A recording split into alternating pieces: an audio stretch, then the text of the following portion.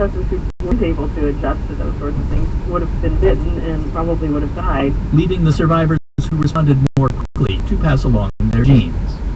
The research appears in the journal Nature Neuroscience. John Hamilton, NPR News.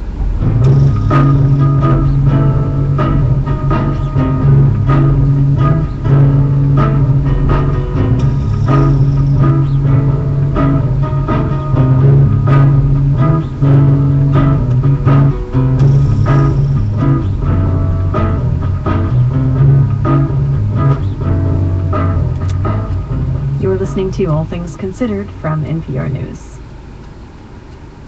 Support for NPR comes from NPR member stations and from CenturyLink, providing broadband, entertainment, and voice products to Americans coast to coast.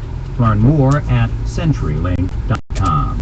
From the Robert Wood Johnson Foundation, working to help reverse the childhood obesity epidemic at rwjf.org. And from Unisys Corporation, committed to providing IT solutions to contribute to a safer and more secure world. More at unisys.com. This is NPR. And this is KCUR-FM and KCUR-HD1, Kansas City Public Media. Mostly clear tonight, a low of 80 degrees. There is a heat advisory in effect until 7 p.m. on Friday evening. Also an ozone alert in effect for tomorrow. Sunny and hot on Friday with some gusty winds and a high around 101. Support for All Things Considered comes from the Nelson Atkins Museum of Art and Electro Mediascope, a free experimental film, video, and new media series presenting Lives on Hold, Searching for Agency and Identity in a Changing World, beginning Friday, September 9th. Details are online at nelson-atkins.org. And Mid-America Arts Alliance celebrating the labor of art tomorrow in the Crossroads. Readings from Studs Terkel's Working and music by the Doug Talley Quartet kick off the Labor Day weekend at 7. Details online at maaaa.org. It's 5 o'clock. An update of the news is next.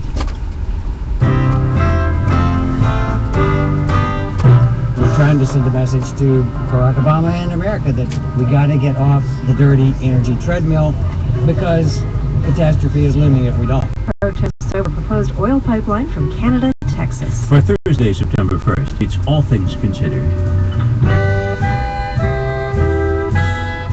I'm Melissa Blah. And I'm Robert Siegel. The oil will be extracted from tar sands in Canada. Environmental groups call this a moment of truth for the Obama administration. Last year, the president visited a company that makes solar panels in Silicon Valley and said the future is here. Now it's gone belly up. Also, a high-profile defection in Syria.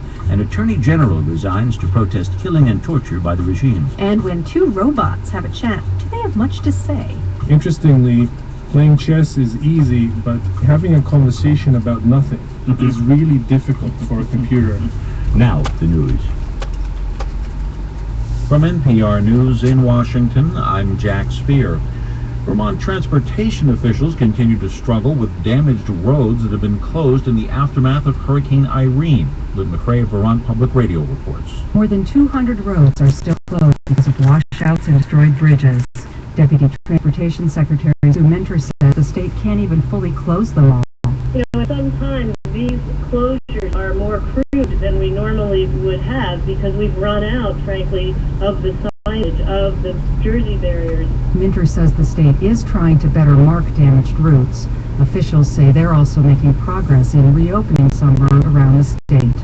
For NPR News, I'm Lynn Cray in Colchester, Vermont. Mark Gaddafi is sounding a defiant tone. In fact, much of Libya now appears to be in the hands of rebels seeking his ouster. Gaddafi, who remains in hiding, vowing in an audio broadcast on Syrian television, the battle will be long and let Libya burn. Rebels have control of the Libyan capital, Tripoli. NATO leaders have been meeting in Paris, where they are already discussing Libya's future. The future British Prime Minister David Cameron says will not include Gaddafi or his regime. It's over. It's finished. They are finished. They don't have a future as part of Libya. The Libyan people don't want them. That is apparent. Joining Cameron in calls for an end to fighting there, Secretary of State Hillary Clinton says she is encouraged by the response she's gotten in her meetings with Libyan opposition leaders. Detroit automakers are reporting sales increases for the month of August. WDET's Jerome Vaughn has that story. Sales for August beat industry analysts' expectations despite shaky consumer confidence and effects of Hurricane Irene. General Motors says its sales rose 18% for the month. GM's U.S. sales chief is Don Johnson. There are still a number of consumers out there who have increased their or improved their family balance sheets, and they're coming into the market to buy vehicles. Ford sales rose 11% in August. Demand for Chrysler products jumped 31% for the month, the automaker's best August since 2007. Toyota and Honda continue to feel the effects of supply problems connected to this year's earthquake and tsunami in Japan. Toyota sales fell more than 13%. Honda sales dropped 24%. For NPR News, I'm Jerome Vaughn in Detroit. The nation's retailers apparently weren't hurt too badly last month by Hurricane Irene, which wound up putting a damper on the next to last big weekend of the summer. According to reports from 23 retailers at stores open for at least a year, sales were up 4.4% in August. That's only slightly less than the 4.6% analysts have been forecasting. Despite those somewhat upbeat economic numbers, however, Wall